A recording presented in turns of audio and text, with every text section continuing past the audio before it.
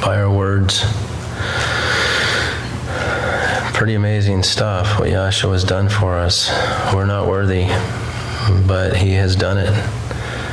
And I think he has that vision of what we shall be, in the kingdom, in his kingdom. Looking forward to that day. As this life, it's short and it's terrible. But the life to come, it's worth giving up everything for it. Yahshua did say also that if we love father or mother or son or daughter more than him, we're not worthy of him. So we need to remember those things.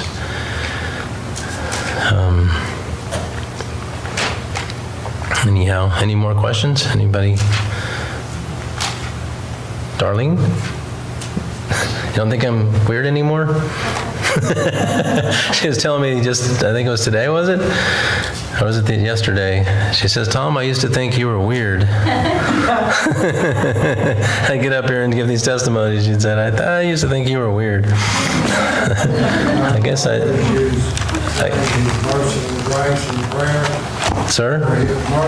Plead for his mercy and grace. And when I say that, then I plead his blood, his body, are healed. One time, Dave was healed 3 times, walked pneumonia, and one time he had double pneumonia. Real bad.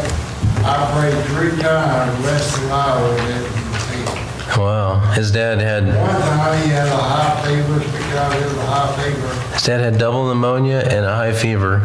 And then something, and I prayed just a little bit. With mercy and grace to him, he wanted to go to California to see his brother-in-law funeral with his sister and family and his little people and the kids, and he was healed instantly. And when Clay prayed, his dad was healed instantly. That was at 3 times? 3 different times? That's 5 times. 5 times. Wow.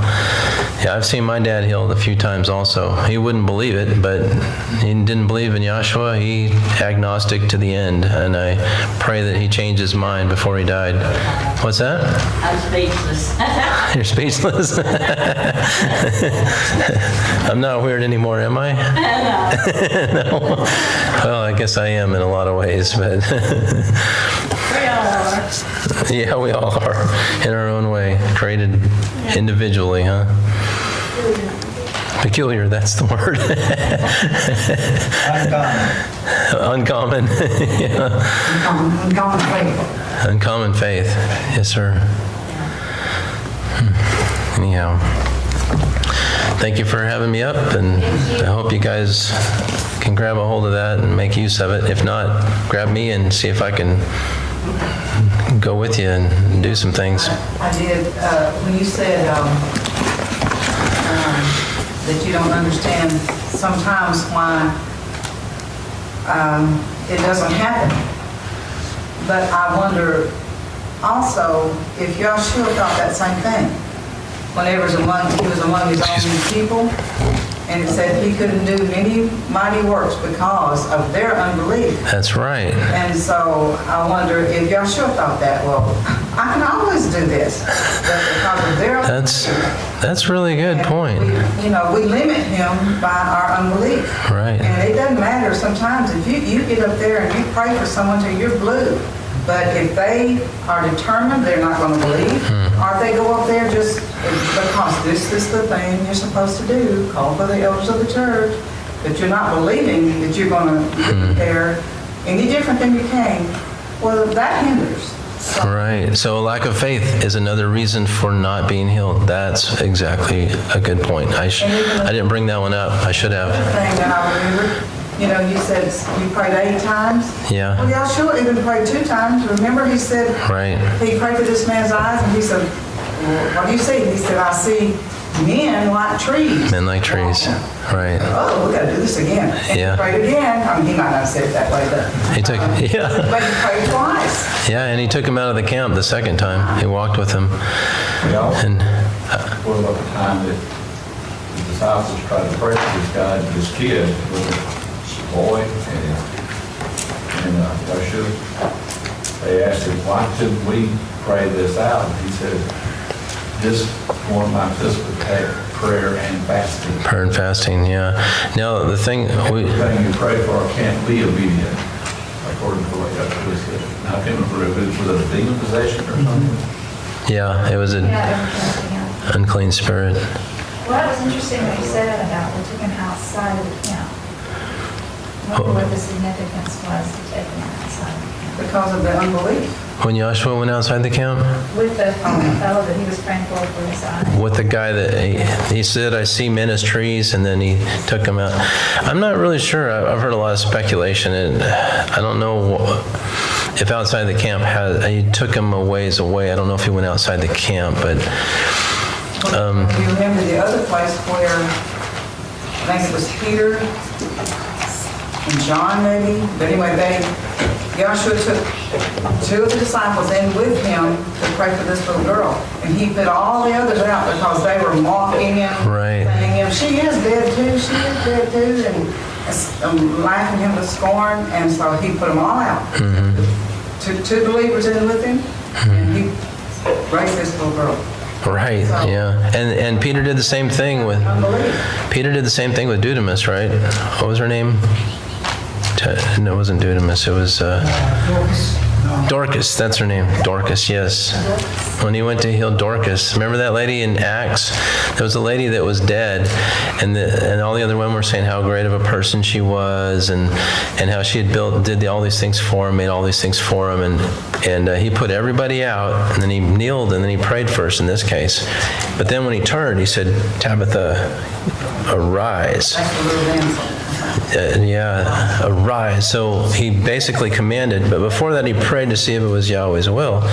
In resurrections, it's a little different, I think. It's not as common. I know some missionaries in Mexico, they don't send anybody out unless they can raise the dead, heal the sick, cast out demons, and cleanse lepers, and they do all those things. And they see about 10% of the people raised from the dead. But they pray over a lot of people, and very few of them raised. That's their weakest thing.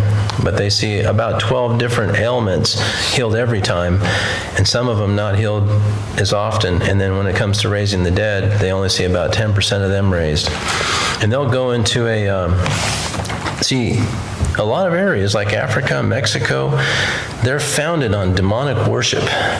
And that's their belief. That's their religion. And it's interesting, too, when you get into the missionaries like in Africa in the earlier days, a lot of people would go to the church to get free food and whatnot and to get Bible teaching, but when it came to practically needing healing, they would go over to the witch doctor because he was the only one that had any power. But the reality is they didn't know they had power, and that's what we need to change. They need to know they have the power and authority to do these things. And they can actually put the witch doctor out of business, and in some cases, they're seeing the witch doctors converted. They're telling the witch doctor, you don't have any more power anymore. Demons, get out in Yahshua's name. And they're doing it by Yahweh's divine appointment, and the witch doctor says, I don't have any power anymore. I guess I better come and worship with you. It's weird that Africa was settled by these people that worship devils all throughout Africa. That's why there's so many curses in Africa and on Africa. And as a matter of fact, I get into another study. If you look in Megashift, there's a book that records all kinds of miracles that are happening right now. And there's so many references in there, you couldn't possibly go to all of them. But one of them is about these Africans, people that are so poor that if they need shoes, they just strap a piece of leather to their feet. They walk barefoot, they don't wear much. But they know that they need to take the curses off the land. So they grab these Christians and they start going down the African trail that it was settled. And they start breaking the curses off the land that was, all these dedications to these devils that has been done. And they come to this place where people would come to the rock to hear what the rock would have to say. And there's these 4 buildings there where they would teach people how to do witchcraft and all these demonic arts. And after they had removed the curses by the blood of Yahshua the Messiah, dedicated the land to Yahshua the Messiah, Yahweh struck all 4 of those buildings and burned them to the ground. And then the lead witch doctor came there to see what he needed to do to rebuild it. on a perfectly clear day, he was struck dead in his tracks by lightning. There was not a cloud in the sky. This is how Yahweh works, if we will work with him. So, isn't that awesome? It's the power and authority given to us to reclaim the land. And they're seeing all kinds of blessings in that area. Rain's coming, the animals are growing, and the land's transforming because they've broken those curses off the land. It's amazing. And this is, just some very poor African natives that decided, hey, now that we know who Yahshua is, let's go and transform this world. Hallelujah. There's no end to what we can do, huh? Our imagination is the end. Nothing is impossible to those who believe. That's right. That's so true. And, it's interesting because you have a lot of these people that don't understand the law. They don't understand, but they're doing these things. And I think it's important that they should know that, what are the definitions of sin? When you're telling somebody, repent, for the kingdom of heaven is at hand, and stop sinning, what is sin? They need to know that sin is a transgression of the law, right? For one.